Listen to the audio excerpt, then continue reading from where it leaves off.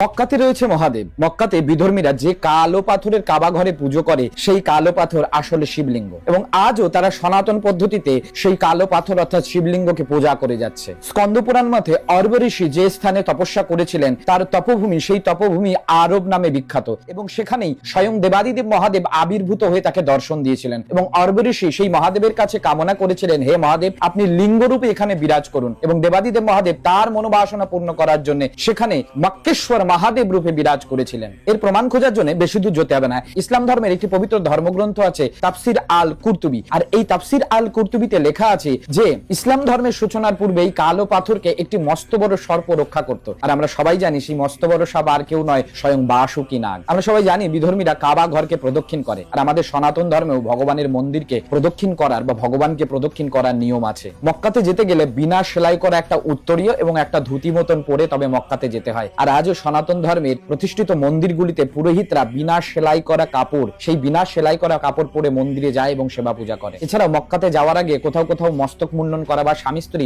একসঙ্গে মক্কাতে যাওয়া, এই প্রথাগুলি কোথাও না কোথাও সনাতন ধর্মেরই নিয়ম। মক্কাতে আদতে 360টি শিবলিঙ্গ ছিল, এছাড়াও নবগ্রহ মন্দির ছিল। একথা আমার নয়, একথা পুরীর শঙ্করাচার্য এবং জ্যোতির্মঠের শঙ্করাচার্য দুজনেই বলছে। দেখুন, मक्का में भी शिवलिंग था। मक्केश्वर महादेव थे। मक्केश्वर महादेव मूल में नाम है ना। मेरा ये प्रश्न है कि मक्का मदीना में जो शिवलिंग है क्या वहाँ उपस्थित है कि नहीं? हाँ, ठीक है, वहाँ पर शिवलिंग है। जो इतिहास है वो ये है कि वहाँ पर 360 मूर्तियाँ थी इसी समय, और रोज एक मूर्ति का उत्सव होता था। बहुत विशाल तीर्थ था वो पहले से ही।